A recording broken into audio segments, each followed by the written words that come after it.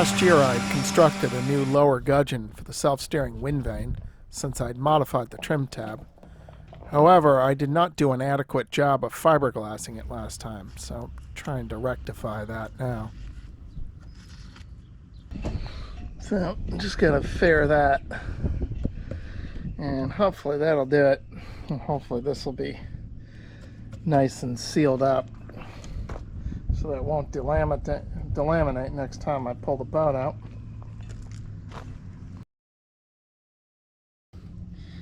So I'm going to replace this swivel and put a new splice on there. And these galvanized swivels, there's the new one. These galvanized swivels are not, they're only about $5. But then at the anchor end,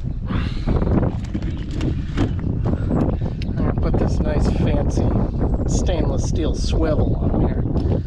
And I'm going to end for end the chain. So that's this afternoon's project.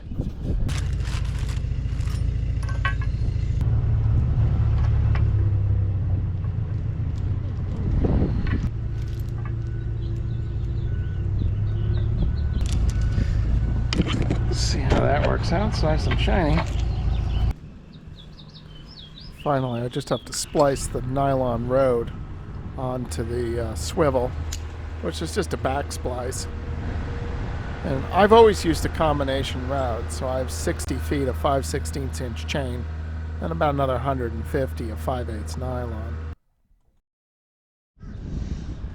So this will be season 3 on this Perfection 2-part Interlux Perfection paint, and all I did was just buff it up using the Meguiar's one-step rubbing compound and polish, and it looks great. Unfortunately, Interlux is discontinuing the Perfection paint.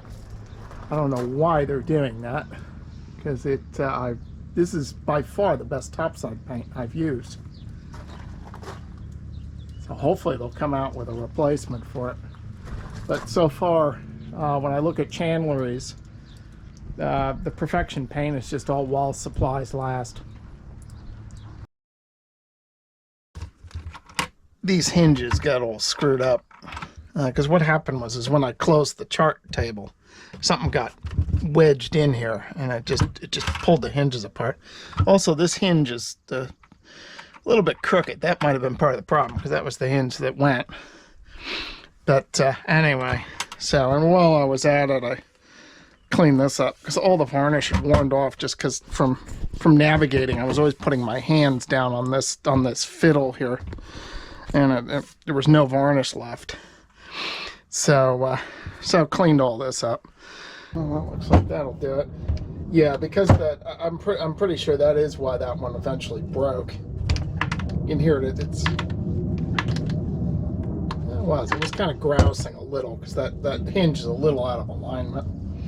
But it's not going to make a huge difference just because you can't raise it any higher than that, and you don't need to. So, got my chart disc back. It's so nice to have this because I use this for so many things. I use this for not only navigating but preparing meals and just putting stuff on it. It's very handy.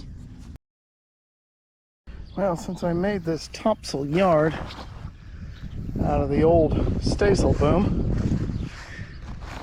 since we're already working with recycled materials here, I'm thinking I can make a bag,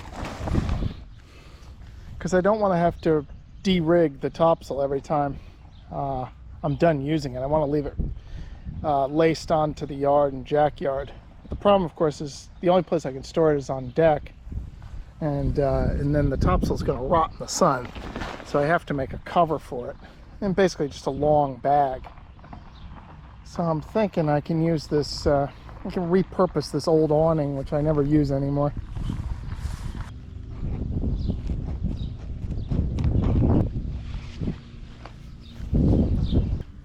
So I began merrily stitching away there by hand when Meade and Cheryl Breeze show up to take me out to lunch. And Meade mentions that he still has access to his old sail loft, and the present owner doesn't mind him using it.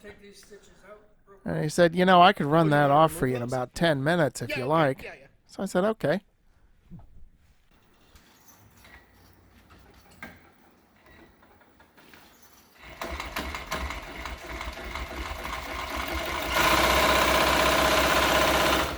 That's definitely faster than I can stitch.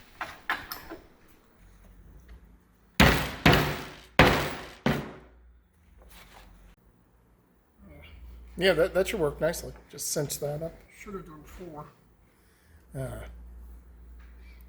I think it'll be all right. Well, if I start it is.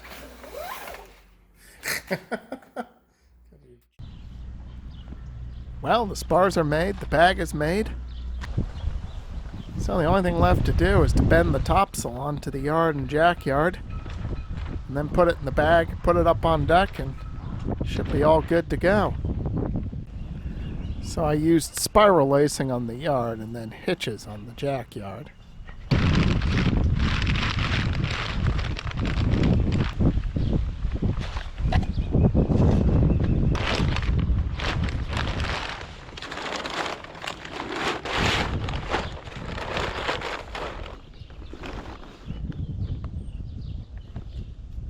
More stuff to clutter the side decks. That's where I used to store the topsail. Slash it down on deck.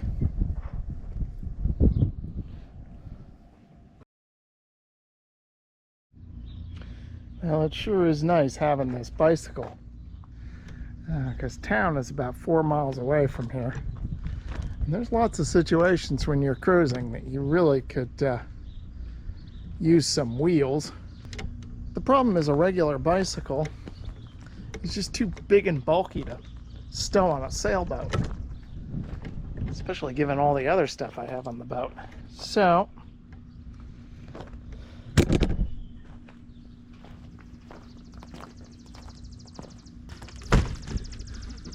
a folding bicycle will fit. So let's see how get into this and see how this works. Let's follow the quick start guide.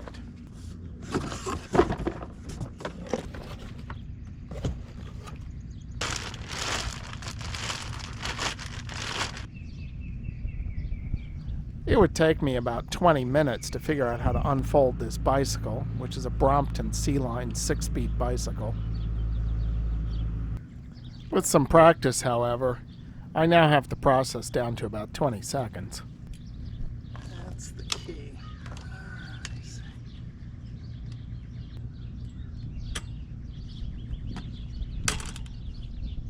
Okay.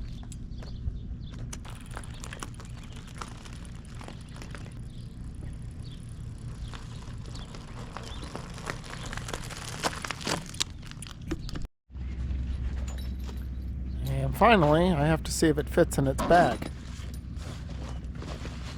Voila! I now have cruising wheels. So it's Monday, the 24th of June, and she's all ready to go here. And they're telling me they're going to be over in the travel lift momentarily. So I just want to touch up the paint underneath the blocks once they pull her up on the lift.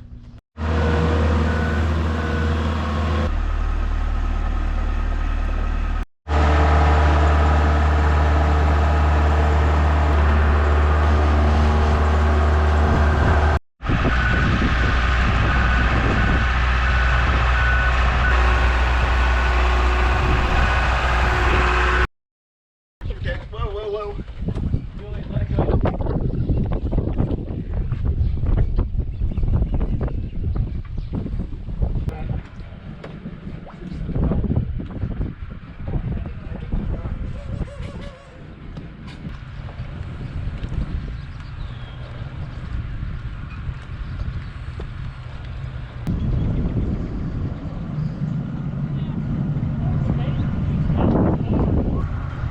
I'll let Bill find the deep water.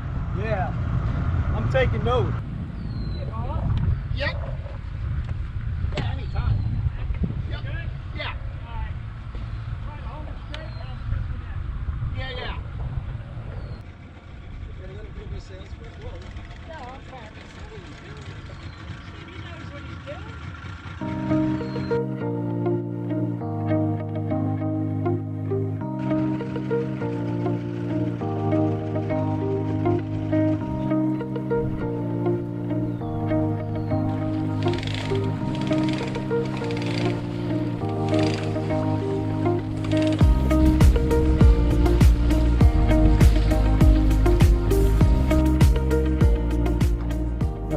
just after sundown on Monday, the 24th of June, 2024.